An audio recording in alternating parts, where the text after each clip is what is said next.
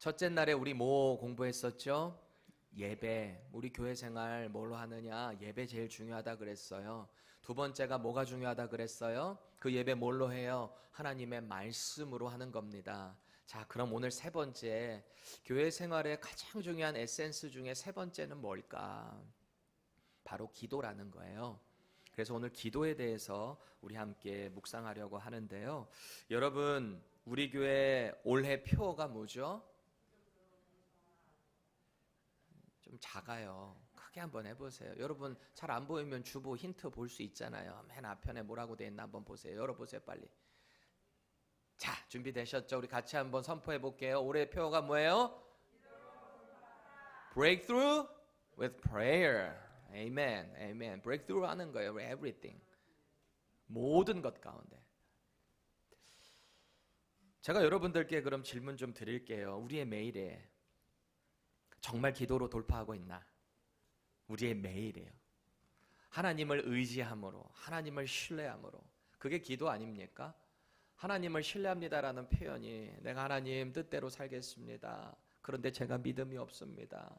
제게 힘 주세요. 제게 능력 주세요. 그게 다 기도잖아요. 돌파한다, breakthrough 한다라는 말 자체는 우리 앞에 뭔가 넘어서든지 부셔버리든지 해야 될 장애물이 있다라는 것을 전제로 하는 거잖아요. 그럼 그것을 돌파할 수 있는 힘이 뭔가, 방법이 뭔가, 그게 바로 기도다라는 거예요. 여러분 정말 기도로 여러분 인생에 만나는 모든 장애물들 돌파하고 계십니까? 스스로 질문 한번 해보세요. 나 기도로 정말 믿음으로 돌파하고 있는가? 질문을 바꿔서 한번 드려볼게요. 여러분이 교회 생활하면서 가장 뜨거웠던 때가 언제인가요? 여러분 교회 생활하면서 가장 언제가 제일 뜨거웠어요? 언제 뜨거웠어요? 네? 그래, 주님 처음 만나셨을 때 뜨거웠다라고 했습니다. 대부분이 그럴 겁니다. 주님 처음 만났을 때 뜨거워요. 하나님의 그 은혜만 생각하면 뜨거워요. 마음이 뜨거워요. 빨리 교회 가고 싶어요. 예배하고 싶어요. 그렇죠. 누군가는 그런 분도 있지만 누군가는 기억도 안 날 정도로 이게 희미한 분도 있을지도 모르겠습니다. 지금 우리가 하는 이 교회 생활 안 하면 허전하니까. 그러니까 습관적으로 혹시 교회 나오는 분 계세요? 미지근하게 교회 생활 하고 계시는 분 혹시 있으신가요? 그러면 주제를 좀 바꿔서 기도 생활은 어떠세요? 기도 생활. 언제 주님을 가장 깊이 만나며 가까이 만나며 뜨겁게 기도해 보셨습니까? 언제? 언제 그렇게 하셨어요? 우리 송 집사님 크게 한숨을 쉬셨어요. 갈급하다는 거지. 그때로 돌아가고 싶다는 거지. 여러분 그렇지 않아요? 언제 기도를 그렇게 뜨겁게 해보셨냐고요? 예배 모임에 나갈 때마다 막 너무너무 사모하고 은혜가 뜨거워서 하나님께 기도할 때마다 그냥 주야 주야 부르짖으면서 눈물 콧물 흘리며 주님을 경험했던 그때가 언제인가요? 지금인가요? 아니면 한참 우리 김순실 권사님 처음이라 그러면 그게 몇 년 전이 지금 연세가 꽤 되시는데 40년 전에 회복되기를 축원합니다. 지금이 가장 뜨거워지기를 바랍니다. 제가요 미국에 처음 왔을 때 벌써 이제 만 15년 됐네요. 우리 여러분들께는 뭐 한도 끝도 없이 어린아이 이민 1세대들 뭐 말도 안 되지만요. 제가 그때 처음 미국에 왔을 때 처음에는 기숙사에 살았었고 학교에 그 다음에 이제 나가서 아파트를 처음 살게 됐어요. 네, 여러분 한국에 살아본 분들은 아시겠지만 한국에서의 아파트는 고층 빌딩 이렇게 탁탁탁 규격에 맞춰 있는, 그리고 아파트도 비싸요. 한국 막 살 수가 없어요. 근데 미국의 아파트는 어떤 개념입니까? 제가 처음에 딱 아파트를 들어갔는데 한국에서 어디 저기 휴양지 놀러 가면 있을 법한 그런 펜션처럼 돼 있는 거예요. 수영장이 공용 수영장이 앞에 딱 있고, 한국은 그런 게 없거든요. 아파트 앞에. 너무너무 좋은 거예요. 페인트 칠도 얼마나 깔끔하게 쫙 정리가 돼 있는지, 와, 나 저기 너무너무 살고 싶다. 하나님이 은혜를 주셔서 거기 들어가서 살게 됐거든요. 겉모습이 너무 좋았어. 근데 웬걸요? 한 6개월, 7개월 지났나? 그러니까 신학생이 무슨 돈이 있어요? 그러니까 저렴한 아파트를 갔죠. 그런데 겉모습은 페인트가 좀 잘 칠해져 있으니까 거기를 들어갔어요. 제가 텍사스에서 달라스에서 왔잖아요. 얼마나 뜨거워요 여름에. AC를 쫙 틀어놨는데 소리는 엄청 우행 돌아가는데 온도가 내려가지를 않아. 얼마나 이게 바람이 다 밖으로 새나가는 건지. 그리고요 달라스 텍사스 쪽은 그 토네이도 갖고 3, 4월 그때쯤 꼭 오거든요. 비가 엄청나게 쏟아지는데 저기 구석 쪽에 천장을 보니까 빗물이 조금씩 이렇게 새기 시작하는 거예요. 이렇게. 그러면서 그 좀 지나니까 메인터넌스에다 부탁하니까 이게 팬을 확 며칠 동안 틀어놔요. 그럼 그 전기세 자기네들이 나한테 내줘야 될 거 아니에요. 그거 내가 내요. 휑 곰팡이 쓸지 말라고. 그거 곰팡이 쓸잖아요. 제가 다 물어내야 되는 거예요. 아니 앞에 수영장도 있고 겉모습은 번지르르 했는데 한 7개월 지났나요? 아내가 자꾸 팬트리에서 이상한 소리가 난대요. 뭐 이상한 소리가 난대요. 그 웬걸요? 그때 당시에 교역자 수련회로 제가 휴스턴 쪽에 내려가 있었었는데 아내가 막 놀라서 전화가 왔어요. 그때는 신혼기간이거든요. 애들도 없었을 때요. 여보 큰일 났어요. 왜? 쥐가 저 뒤에서 팬츄리 들어와가지고 그 돈 없을 때 라면 비싼 거 사다 놓은 그 박스에 있는 라면 다 얘가 쪼아 먹어버렸어. 아내가 막 기겁을 해가지고. 여러분 우리 교회 생활도 그럴 수 있어요. 겉모습은 번지르르 할 수 있어요. 근데 조금 있으면 금 가고 비 새고 쥐가 들락날락해요. 우리 교회 생활이 똑바로 처음부터 에센스를 점검하지 않으면 그렇게 된다라는 거예요. 처음에는 티 안 나요. 근데 점점 갈라진다라는 거예요. 그러니까 우리가 지금 계속해서 8주 동안 교회 생활의 그 에센스에 대해서 묵상한다는 게 얼마나 감사한지 모르겠어요. 여러분 제가 다시 한번 부탁드립니다. 여러분들이 40년, 50년, 몇십 년을 신앙생활 하셨던 간에 마음 다 내려놓으시고 오늘 다시 신앙생활 시작한다는 마음으로 오늘 기도를 묵상했으면 좋겠습니다. 오늘 우리가 나누게 될 이 본문의 내용은요, 이스라엘 공동체 가운데 아주 기쁜 일, 역대적으로 가장 행복한 일, 하나님을 예배하는 그 성전이 완공되고요, 낙성식이 치러지는 그 장면이에요. 그 이후에 하나님이 솔로몬에게 응답하시는 장면입니다. 지금 이 장면은요, 다들 막 흥분돼 있어요.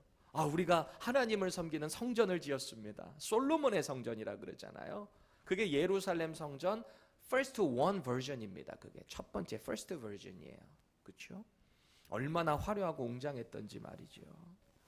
그곳에서 하나님을 온 이스라엘이 예배하고 찬양하고 기쁜 마음으로 지금 돌아간 상태입니다. 그 가운데 그날 밤에 하나님이 솔로몬에게 나타나신 거거든요. 이 마음이 얼마나 기뻐요. 여러분 신앙생활 막 열심히 할 때는 하나님 앞에 막 당당하시죠. 그렇죠?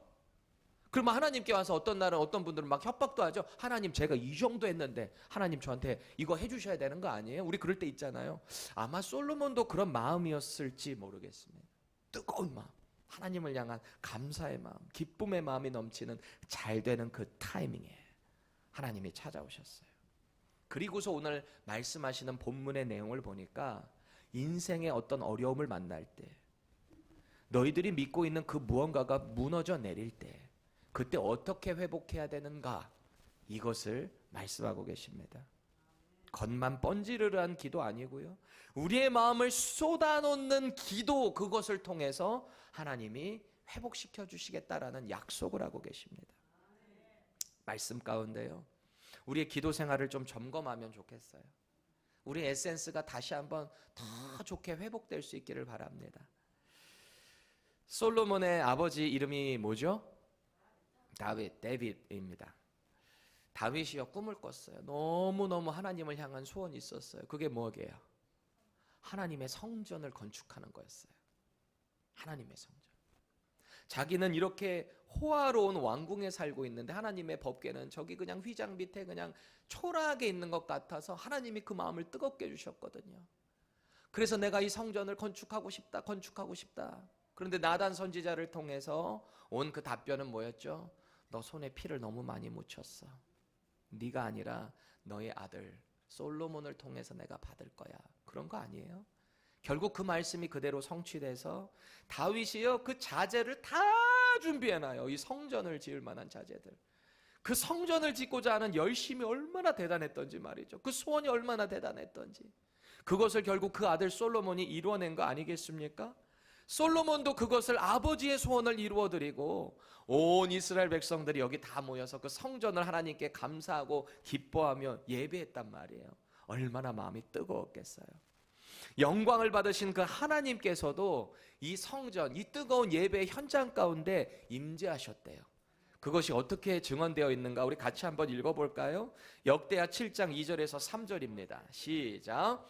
여호와의 영광이 여호와의 전에 가득함으로 제사장들이 여호와의 전으로 능히 들어가지 못하였고 이스라엘 모든 자손은 불이 내리는 것과 여호와의 영광이 성전 위에 있는 것을 보고 돌을 깐 땅에 엎드려 경배하며 여호와께 감사하여 이르되 선하시도다 그의 인자하심이 영원하도다 하니라. 아멘.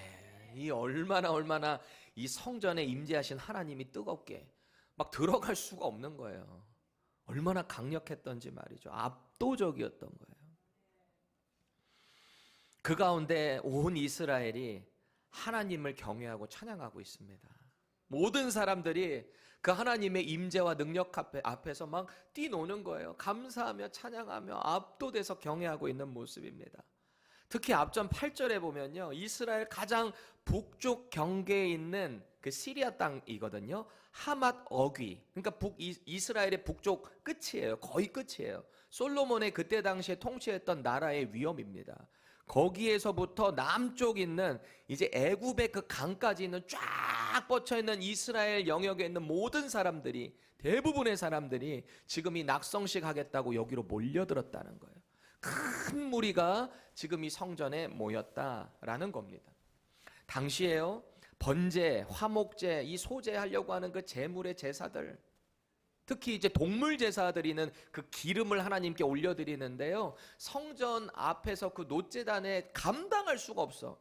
너무너무 제물이 많다 보니까요, 아예 그냥 성전 앞에 뜰 가운데를 거룩하게 하고 거기에다가 온갖 동물들 기름 장스 거기다가 제사를 다 한 거예요.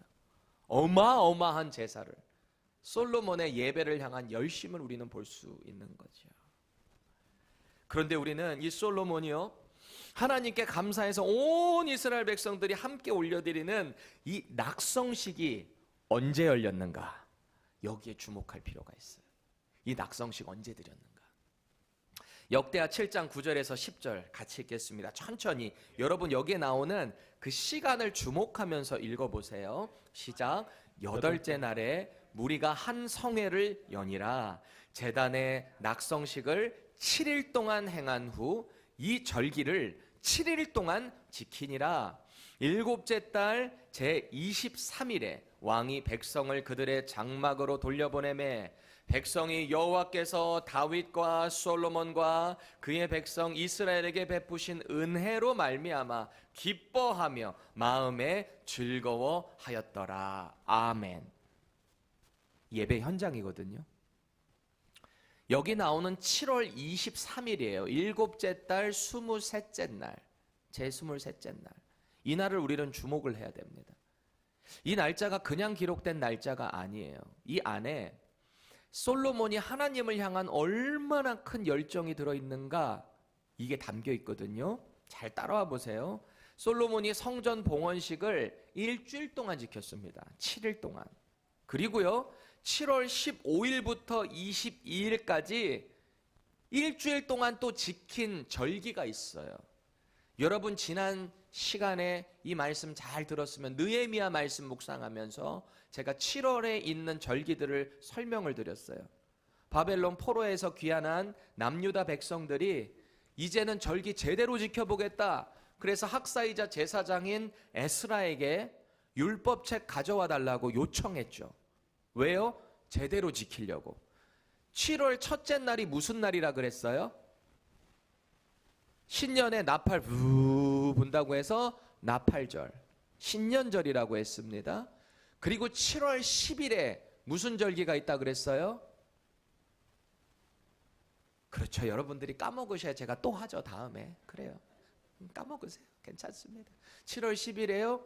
이스라엘 온 사람들이 모여서 대제사장을 비롯한 모든 이스라엘의 죄를 대속하기 위해 지 성소로 들어가는 무슨 날이에요?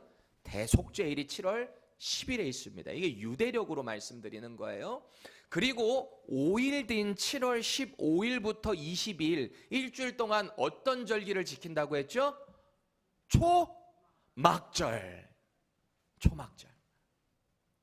이스라엘의 3대 절기, 이건 명령이에요. 반드시 여호와 앞에 가서 지켜야 얼굴을 보여야 되는 명령. 뭐예요? 유월절, 칠칠절, 그리고 초막절입니다. 이 초막절이에요. 본문으로 돌아와 볼게요. 낙성식을 일주일 동안 지켰어요. 그리고 바로 뭐가 연결됐다고요? 초막절이 7월 15일부터 시작해서 22일까지 열렸습니다. 자, 근데 오늘 우리가 묵상하는 이 본문에 보니까 23일이라고 나오잖아요. 7월 23일. 그러니까 22일에서 하루 다음 날입니다. 원래 초막절이요. 일주일 동안 절기를 지키고 8일째 되는 날 대성회로 모여서 하나님을 예배하고 마무리 짓습니다. 지금 이 절기가 솔로몬의 낙성식이 끝나자마자 초막절이 연결됐다는 거예요. 우리가 여기서 질문해 봐야 될 게 있어요. 왜 솔로몬은 하필 이 초막절이 있는 대절기에 온 이스라엘 사람들이 여기로 몰리는 복잡한 그때에 바로 일주일 전에 이 낙성식을 할 수밖에 없었는가? 왜 이날로 지정을 했는가 말이죠. 이걸 우리는 질문을 해야 합니다. 혹시 저는 이런 마음이 그에게 있지 않았을까 싶은 거예요. 절기마다 의무적으로 책임감을 가지고 그렇게 나갔거든요. 마음 없이 모이는 그들의 습관성인 위험성, 그것을 이 하나님의 낙성식을 올려드리는 하나님의 임재를 경험하며 함으로 더 뜨겁게 하나님을 예배하게 하려고 하는 마음이 있었지 않았겠는가 싶은 거예요. 성경에는 안 나와요. 제 생각이에요. 나중에 천국 가면 우리 솔로몬 왕에게 한번 물어볼게요, 제가. 여러분들이 혹시 먼저 갈 수도 있으니까 꼭 물어보세요. 그래요. 알아요. 오는 순서는 있지만 가는 순서는 없다는 거 알아요. 하지만 하여튼 먼저 간 사람이 물어보시자고요. 아셨죠? 뭐라 그러신 거예요, 지금? 알았다 그러셨어요. 여러분 생각해 보세요. 낙성식이 일주일 동안 얼마나 영광 가운데 기쁨 가운데 드려졌겠어요. 하나님 감사합니다. 이곳에 하나님의 임재가 있군요. 그 앞에서 감히 앞으로 나아갈 수 없지만 압도되는 하나님의 임재를 경험하면서 온 이스라엘 백성들이 하나님을 예배했단 말이에요. 그리고 일주일이 끝난 게 아니에요. 8일째 되는 날부터 또 일주일 동안 이 이스라엘 출애굽 40년을 기억하며 초막에서 살았던 하나님의 인도하심을 기억하는 이 초막절에 감사했단 말이에요. 그 임재 가운데 이 절기까지 지키고 마지막 8일째 23일 되는 날에 성회로 모여서 이 사람들이 얼마나 뜨겁겠냐는 거예요. 솔로몬이요, 이 사람들 이제 그만 가 이런 개념이 아니고요. 그들과 완전한 이 절기가 완성되고 하나님께 예배드려졌음을 감사하며 그들을 환송해 보내는 장면입니다. 저는 정말 소원해요. 우리 교회에서 드려지는 모든 예배에 이런 은혜와 감동이 있기를 바라요. 정말 하나님의 임재를 경험하며 말씀 앞에 하나님을 경험하고 그 가운데 뜨겁게 기도하고 그 가운데서 돌아가는 우리의 발걸음이 다 죽었어. 이제 나 이제 세상으로 나가서 예수님의 제자로 하나님 자녀로 다 부셔버릴 거야. 브레이크드로 할 거야. 우리 그런 마음으로 나가는 거. 왜? 성경은 우리를 향해서 하나님의 군대라고 말하니까, 그리스도의 군사라고 말하니까요. 본문으로 돌아와 볼게요. 그렇게 영광스러운 모든 절기의 예배가 마쳐진 후에 하나님이 오늘 밤에 솔로몬에게 나타나셨어요. 12절 보세요. 뭐라고 말씀하시냐? 내가 네 기도를 듣고 이곳을 택하여 내게 제사하는 성전을 삼았다. 이곳이 어디예요? 지금 이 솔로몬 성전. 내가 여기를 내가 예배받는 장소로 지정했다. 삼았다. 라는 겁니다. 여기 보면은 솔로몬이 한 기도를 응답해 주셨다고 하거든요. 내가 너의 기도에 응답했다. 자, 그럼 솔로몬은 어떤 기도를 하나님께 드린 걸까요? 도대체 어떤 기도를? 그의 고백을 보면요, 앞선 내용에 하나님은 어떤 분이신가를 먼저 정의하고 기도 제목을 올려드리거든요. 18절 보세요. 하나님이 참으로 사람과 함께 땅에 계시리까? 보소서 하늘과 하늘들의 하늘이라도 주를 용납하지 못하겠거든 하물며 내가 건축한 이 성전이오리까? 그래요. 성전은요, 하나님이 딱 그곳에만 계시는 게 아니에요. 솔로몬도 그걸 이미 알고 있었다라는 거예요. 우리가 하나님의 어디 무소부지하시다 그러잖아요. 어느 곳이든지 계시는 그 하나님을 이 성전에 제한할 수가 없다는 것을 솔로몬 잘 알고 있었어요. 그것을 자기도 확실하게 한 거예요. 그리고 나서 22절로 39절까지 이게 6장 얘기하는 겁니다. 크게 5가지에 대해서 기도를 하는데요. 요청을 하는 거예요. 첫 번째, 제가 정리를 해드릴게요. 이웃에게 지은 죄가 이 성전에서 기도할 때 사라지게 해주세요. 응답되게 해주세요. 회복되게 해주세요. 내가 이웃에게 지은 죄, 여기 성전에 와서 기도할 때 용서해 주세요. 그런 기도예요. 두 번째, 혹시 죄 때문에 우리가 전쟁을 하는데 적에게 패하게 되면은 우리가 다시 이 성전을 향해서 기도할 때 회복시켜 주세요. 이런 기도를 합니다. 세 번째 기도 제목은요, 만약에 하늘이 닫히고, 이게 닫힌다는 게 이제 가뭄이겠죠. 비도 안 오고, 농경사회인데 비 안 오면 끝나는 거 아니에요? 그렇죠? 하늘이 닫히고 만약에 여러 가지 재앙들이 올 때에 이 성전을 향해서 기도하면 역시 회복시켜 주세요. 응답해 주세요. 그렇게 기도를 했습니다. 네 번째, 여기 중요한 복음의 메시지도 들어가요. 이스라엘이 아닌 이방인이라 할지라도 이 성전을 향해서 기도할 때 응답해 주세요. 이런 기도를 합니다. 마지막 5번째로, 우리가 혹시 죄로 인해서 포로로 잡혀갈지라도 이 땅을 향해, 이 성전이 있는 땅을 향해서 기도하게 되면 용서하고 회복시켜 주세요 라는 기도를 합니다. 다니엘도 포로로 끌려갔을 때 성전을 향해서 매일 3번씩 기도하며 금식했잖아요. 그렇죠? 회복시켜 달라는 거죠. 이런 성전에 대한 개념들이 이스라엘 사람들에게 있었다라는 겁니다. 결국 솔로몬이 한 이 기도의 모든 내용을 오늘 하나님이 응답하셨다라고 말씀하시는 거예요.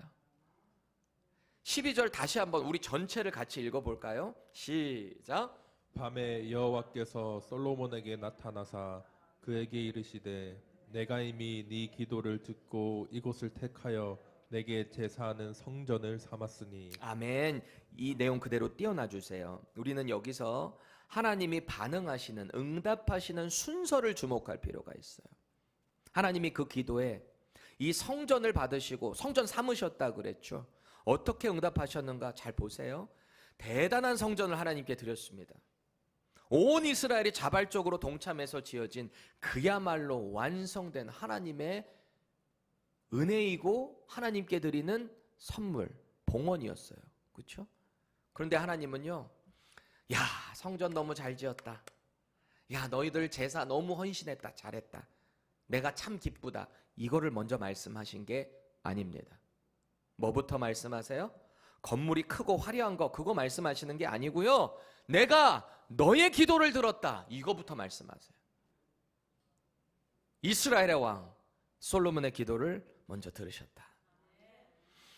그의 간절한 기도가 있었기 때문에, 왕 지도자의 그 기도가 있었기 때문에 하나님이 이곳을 약속대로, 다윗의 후손으로 오실 예수 그리스도도 약속대로 오시잖아요. 하나님은 약속의 하나님이시거든요. 신명기 12장에 가면 출애굽한 이스라엘 백성들에게 내가 너희가 예배할 그 택할 처소, 택하신 곳이라는 개념이 계속 나와요. 중앙성소 개념이거든요. 여기서만 예배할 때가 있어요. 6월절, 7.7절, 초막절 다 여기 중앙성소에 가서만 예배를 해야 되는데요. 그 성소를 어디로 삼으셨다는 거예요? 지금 이 솔로몬 성전으로 삼으셨다. 이게 대단한 기도의 응답이에요. 약속을 그렇게 지키셨다라는 거예요. 그러니까 이 솔로몬이 죽고 나서 그 이후에 자기 아들 르호보암이 남유다 왕, 전체 이제 왕이 되는데 여기 갈라지잖아요. 여로보암이라는 사람이 당시 장군이었는데, 공사 총괄하던 사람이었는데, 이 사람 불만 품고 딴 데 가 있다가 돌아와가지고 나라 쪼개지잖아요. 여로보암이 위에 올라가서 했던 가장 큰 죄가 뭐죠? 북이스라엘의 가장 북단에 있는 단이라는 지역에다가, 그리고 가장 남단인 남유다와 접경되는 요 남단 지역에다가 베델이거든요. 여기다가 뭐 지어요? 산당 짓습니다. 산당. 금송아지상 만듭니다. 그리고 제사장도 레위 지파 아니에요. 율법에 의해서 아니고 자기 마음대로 제사장 세워요. 왜 그런 거예요?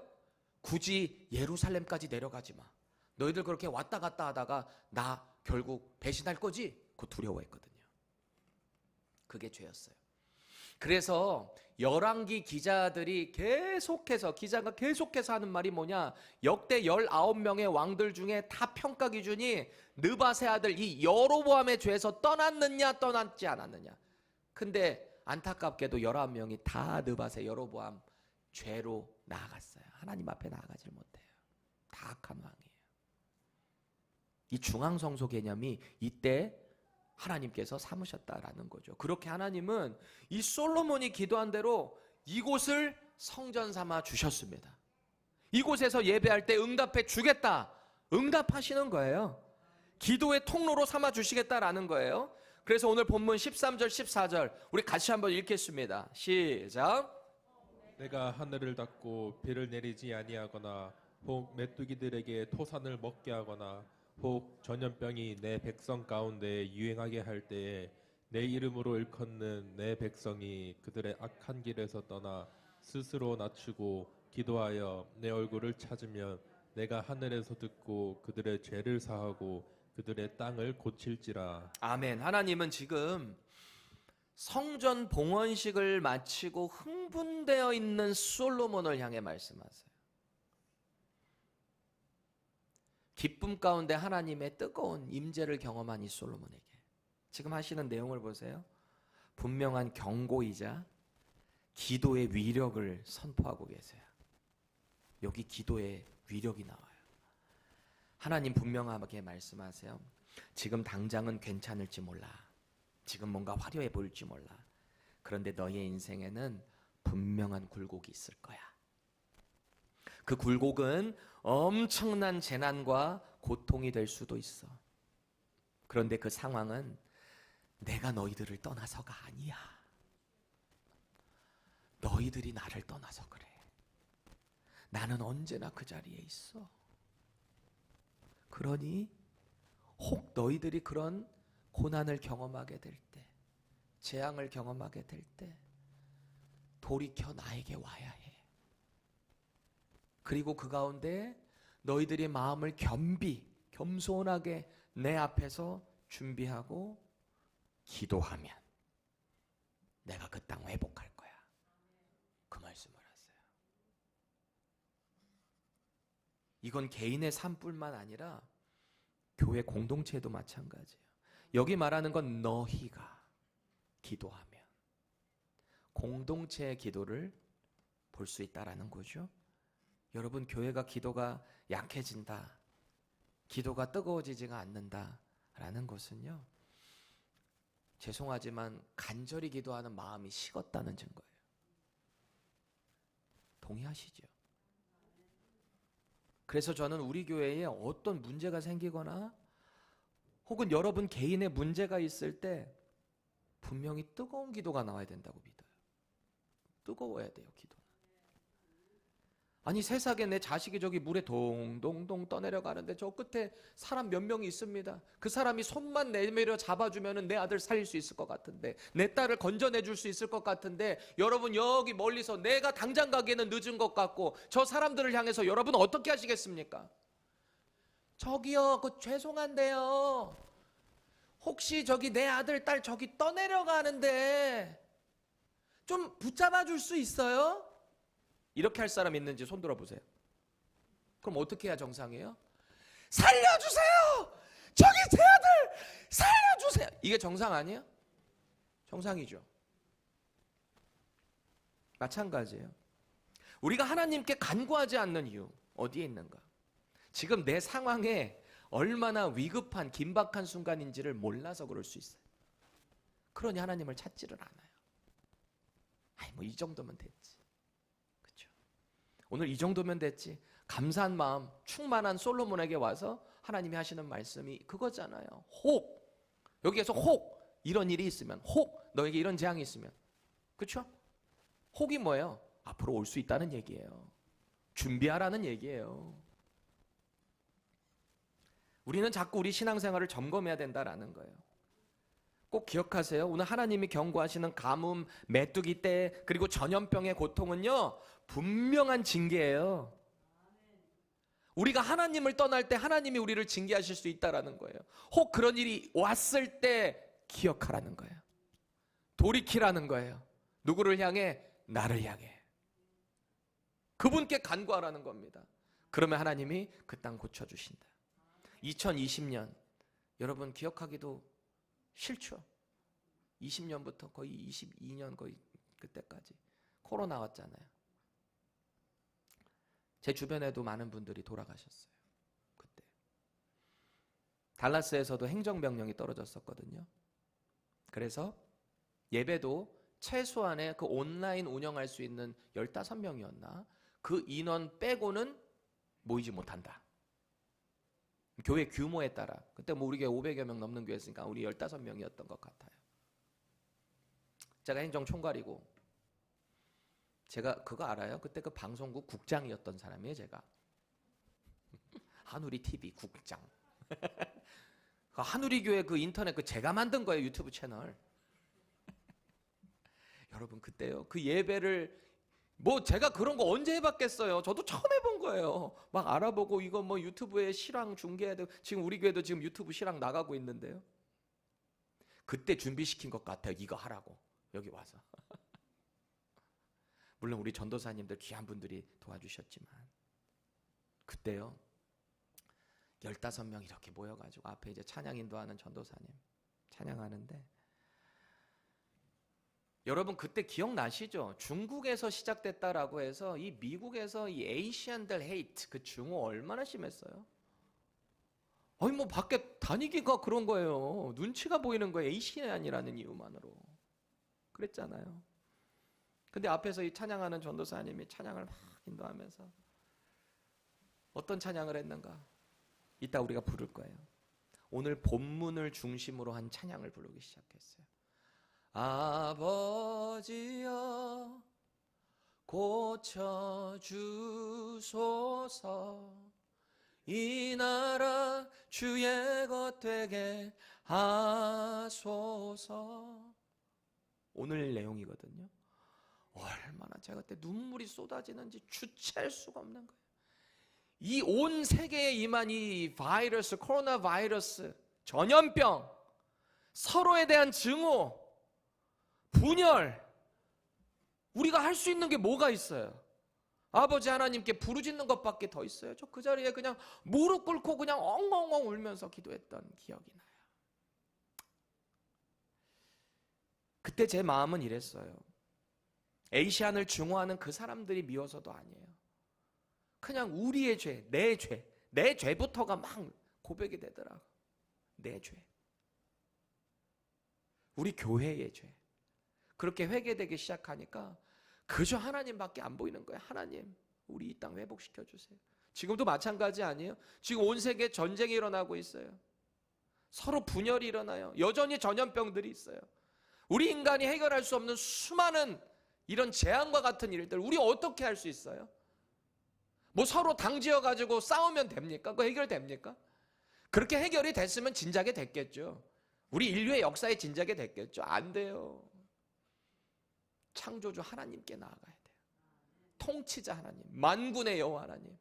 오늘 말씀이 약속하잖아요. 그 여호와 하나님께 간구하면, 구하면 우리의 마음을 겸비하고 돌이켜서 온전한 마음으로 구할 때 하나님이 이 땅을 회복시키시겠다.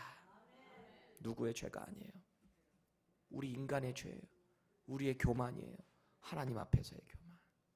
그래서 낮아진 상태로 하나님께 기도해야 된다라는 겁니다. 오늘 우리는요, 이 응답받는 기도가 어디서부터 나오는가를 주목해야 돼요. 어디서부터? 14절에 보세요. 이 땅에 임한 재앙이 있을지라도 하나님이 누구의 기도를 통해서 회복시키신다고 약속하십니까? 누구의 기도? 내 이름으로 일컫는 내 백성의 기도. 내 백성, 내 이름으로 일컫는, 거룩하신 하나님의 이름으로 일컫는 내 백성이래요. 이 표현은요, 이사야 선지자도 선포했거든요. 이스라엘과 남유다에 분명한 하나님의 심판이 있대요. 왜요? 하나님을 떠났기 때문에, 말씀을 떠났기 때문에 하나님이 그들에게 징계하시겠다는 거예요. 그런데 하나님은 또다시 약속을 하십니다. 대적들을 향해서, 그들을 통해서 분명한 고난이 있을 거예요. 하지만 하나님은 당신의 때가 되면 그들을 다 회복시키시겠다 약속하십니다. 이사야 43장 7절 보세요. 같이 읽습니다. 시작. 내 이름으로 불려지는 모든 자 곧 내가 내 영광을 위하여 창조한 자를 오게 하라. 그를 내가 지었고 그를 내가 만들었느니라. 아멘. 여기 보니까 내 이름으로 불려지는 모든 자, 내 이름, 여호와 하나님의 거룩하신 이름, 그 이름으로 불려지는 하나님의 백성들이잖아요. 그들을 당신의 때에 회복시키시겠다고 약속하셨잖아요. 똑같아요. 오늘 본문으로 돌아와 보세요. 하나님께서 당신의 이름으로 일컬어지는 하나님의 백성이 기도할 때 응답해 주신다. 회복시켜 주신다. 약속하십니다.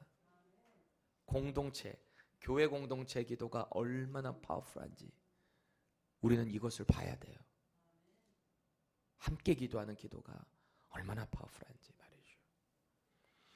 그 하나님의 백성들이 스스로 낮추고 기도하고 하나님의 얼굴을 찾으면 응답하신대요. 찾으래요. 뭐를요? 하나님의 얼굴을. Seeking God's face. 하나님의 얼굴을 seek 하라는 거예요. 찾으라는 거예요.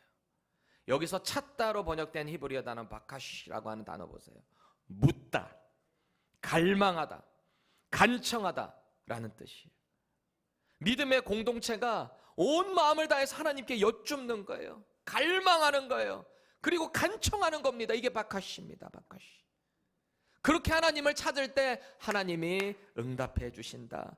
하나님과의 관계를 다시 회복시켜 주시겠다라는 겁니다. 여러분, 응답받는 기도는요, 내가 말 많이 한다고 능력이 있는 게 아니에요. 조리 있게 말 잘한다고 되는 게 아니에요. 그런데 우리는 자꾸 하나님께 내 상황을 설명하는데 기도가 많이 소요가 돼요. 하나님, 제가 지금 어떤 상황에 있는데요. 하나님, 제가 저 사람이 나를 너무 힘들게 해요. 하나님, 그런데 저는 지금 돈도 없고요, 뭐도 없고요, 건강도 안 좋고요, 뭐도 안 좋고요. 내 상황을 설명하는데 너무 기도 내용이 많아요. 그러다가 나중에 딱 하나님께, 하나님, I'm sorry, 나 하나 까먹었어. 이것도 하나님 같아. 그래서 응답이 안 됐구나. 혹시 정말 이렇게 생각하세요? 하나님이 우리 상황 모르셔서, 형편 모르셔서 그거 얘기 안 했다고 하나님이 응답 안 해주신다고 생각하세요? No way!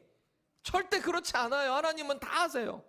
우리가 침묵으로 가만히 하나님께만 흥얼흥얼거려도 하나님 우리 마음 다 아세요. 우리가 뭐 하는지도 다 아세요. 말만 많이 하지 말고 문제만 쏟아놓지 말고 오늘 하나님 뭐라 그러세요? 나를 찾아라. 내 얼굴을 찾아라. 나를 갈망해라 라는 겁니다. 그럼 우리는 어떻게 하는 게 하나님의 얼굴을 구하는 기도가 될 수 있을까? 우리는 보통 기도할 때 이러거든요. 하나님, 이 상황 좀 바꿔주세요. 저 사람 저를 너무 힘들게 해요. 저 사람 좀 어디로 보내주세요. 여러분까지 갈 수 있어요. 하나님에게는 다 귀한 영혼들이에요. 여러분만 특별하다고 생각하지 마세요. 저도 마찬가지예요. 우리 다 똑같은 하나님의 자녀예요. 다 똑같이 사랑하세요. 다 세상에 한 명밖에 없는 사람처럼 저와 여러분들을 그렇게 사랑하는 무한하신 분이 우리 하나님이세요.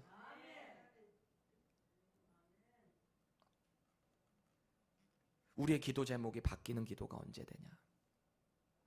하나님의 얼굴을 찾을 때, 하나님의 말씀을 통해서 내 죄가 드러나지고요, 나의 상황이 보여지고요. 그러면 이제 하나님이 뭘 원하시는지를 알게 되잖아요. 그러면 그때부터 기도의 제목이 달라진다니까요. 하나님, 시험 잘 보게 해주세요. 이거 통과하게 해주세요. 뭐 이런 기도가 아니에요. 하나님의 얼굴을 찾는 기도를 통해서 내가 믿음 가운데 지금 어떤 상황을 살아내야 되는구나가 보여지고요. 열심을 갖게 되고요. 하나님의 얼굴을 찾는 가운데 날마다 하나님의 임재를 경험하게 됩니다. 그러니 당연히 매일 하나님을 찾는 기도, 하나님 저 오늘도 하나님을 원합니다. 하나님을 갈망합니다. 이런 소원의 제목밖에 나오는 거죠. 그게 기도예요. 파워예요. 당장 내가 속한 뭔가의 일이 아니라 하나님이 원하시는 그 뜻을 말씀을 통해서 알아간다는 거죠. 그것을 기도를 한다는 거죠. 17세기에 영국의 유명한 침례교 설교자가 있었어요. 이 사람이 감옥에 갇힙니다. 감옥에 갇힌 상태에서 그가 글을 써내려가며 기도에 대해서 정의를 해요. 기도가 어떤 기도가 파워풀한 기도인가. 이 사람이 왜 감옥에 갇혔는지 아세요? 당시에는요, 영국의 국교가 성공회입니다. 앵글리칸 처치, 성공회. 지금도 성공회 있지요. 성공회의 예배만 허용하던 시대입니다. 그 이외에 다른 것, 뭐 설교하러 돌아다니는 거, 다른 데 모이는 거 불가합니다. 근데 당시에 영국 침례교 설교자로서 자꾸 엉뚱한 데 가가지고 복음 전하고 말씀 전하고 하니까 잡아온 거예요. 체포했어요. 그래서 12년 동안 감옥에 가둬둡니다. 12년 동안. 여러 가지 협박을 해요. 그 중에 너 설교 그만두면 풀어줄게. 설교 좀 그만두면 딴 데 가서 그거 안 하면 풀어줄게 그럽니다. 그런 정부의 제안도 받았지만 거절합니다. 계속해서 감옥에서 기도해요. 바로 그 자리에서 이 기도의 정의를 써내려간 건데요. 그 기도의 내용이 이렇습니다. 기도는 성령의 능력 안에서 그리스도를 통하여 진실하고 뜨거운 마음으로 하나님께 영혼을 쏟아붓는 것이다. 영혼을. 당시 설교도 교회도 자유도 없는 그 감옥 현장에서 그는 기도가 무엇인지 가장 잘 이해했던 사람입니다. 그게 누구예요? 벌써 나왔네요. 여러분 잘 알고 있는 17세기 영국의 침례교의 위대한 설교자 중에 한 명인 우리가 잘 알고 있는 철로 역정의 저자 존 버년입니다. The Pilgrim's Progress 저자 존 버년. 여러분 하나님은 문제가 없는 인생을 약속하신 게 아니에요. 그렇죠? 야, 너 내 뜻대로 살면은 네 인생은 평탄대로만 걸어갈 거야. 제 카카오톡에 그런 이모티콘 있거든요. 꽃길만 걸으세요. 그러면 막 꽃 진짜 막 이렇게 확 왔다 갔다 해요. 근데 제가 이거를 보낼 때마다 좀 이게 맞나 싶기도 한데 뭐 돼 있으니까 가끔 보내긴 하는데요. 그럼 뭐 목회자의 마음이지 꽃길만 걷기를 바라는 마음.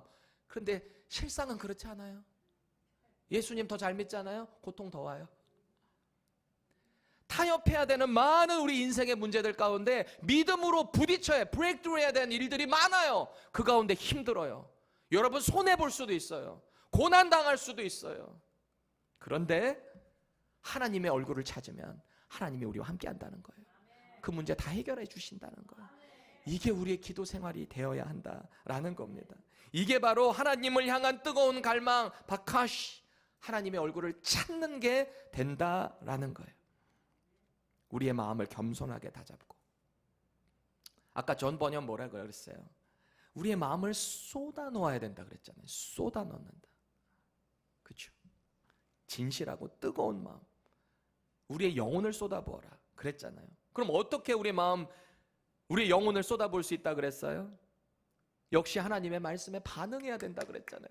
반응하지 않으면 이런 기도 안 나와요. 여러분 맨날 똑같은 말씀, 똑같은 여러분의 의지로만 기도해 보세요. 우리 기도 제목 맨날 그거죠. 하나님 이거 해주세요, 저거 해주세요.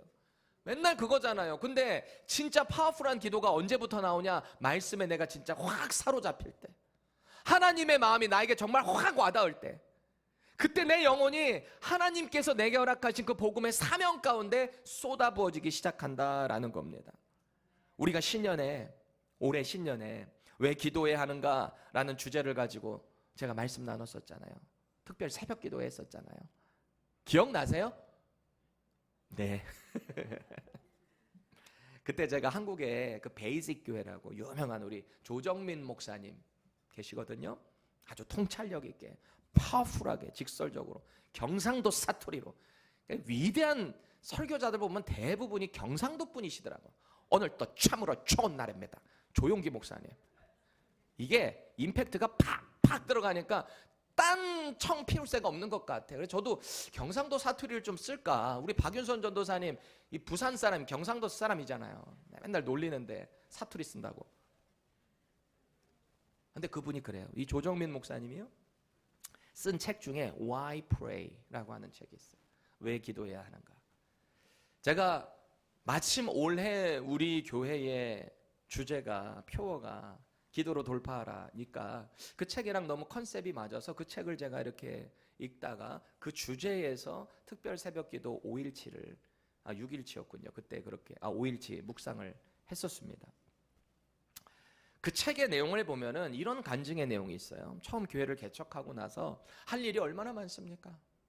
저도 이 교회 처음 부임했을 때 처음에 10명, 두 분 금방 이사 가시고 8명으로 시작했거든요.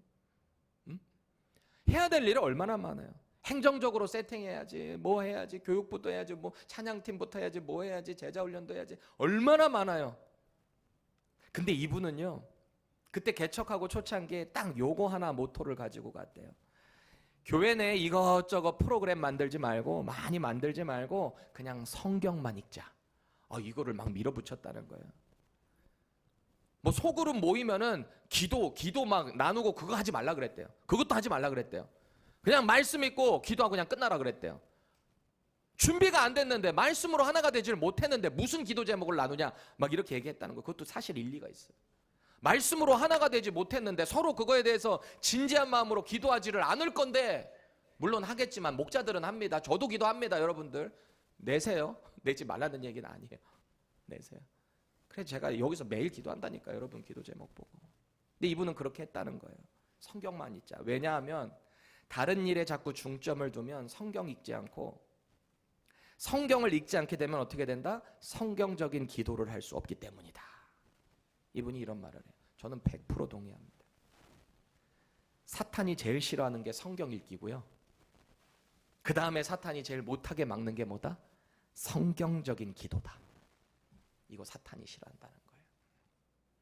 우리의 마음을 쏟아놓는 시작은 성령의 조명하심 아래서 이 하나님의 말씀이 내 안에 확 들어올 때야. 그렇게 되면 이 말씀에 의거한 기도를 하게 되거든요. 그렇죠? 내 죄가 보이게 되고, 그 죄 가운데 돌이키게 되고, 회개하게 되고, 그러니 내 주변이 보이기 시작하는 거죠. 하나님의 마음이 보이기 시작하는 거죠. 하나님은 이거 원하시는구나. 그렇죠? 저와 여러분이 이번 한 주간 드리는 기도가 이런 하나님의 말씀에 근거한 기도가 되면 좋겠어요. 그래서 우리의 영혼을 쏟아놓는 기도가 되면 좋겠습니다. 생각해 보세요. 우리 죄가 드러나고 공동체의 죄가 드러나는 기도를 하는데 조용히 기도 되겠습니까? 여러분 주님 처음 만났을 때 기억해 보시라니까요. 하나님 잘못했어요. 제가 이렇게 죄인이에요. 저도 저를 처음 돌아보면 저 주님 처음 만났을 때 얼마나 울었는지 몰라요. 콧물이 여기 매달려가지고 대롱대롱 왔다 갔다 하는데도 창피하지도 않아요. 왜? 지금 내 죄가 너무 큰데 지금 누구 신경 쓸 새가 어딨어. 여러분 열정적으로 기도하는 사람들은 그렇게 하는 이유가 있어요. 이유가 있다고요. 뭐라고 말하지 말고 여러분들도 그렇게 열정적인 기도 할 수 있기를 축원합니다. 우리 교회가 그렇게 뜨겁게 기도할 수 있기를 바라요.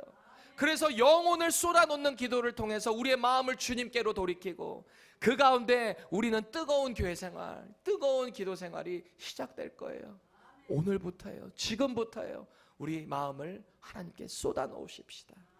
그래서 우리 정말 뜨거운 기도, 뜨거운 신앙생활 할 수 있게 되기를 주님의 이름으로 축원합니다.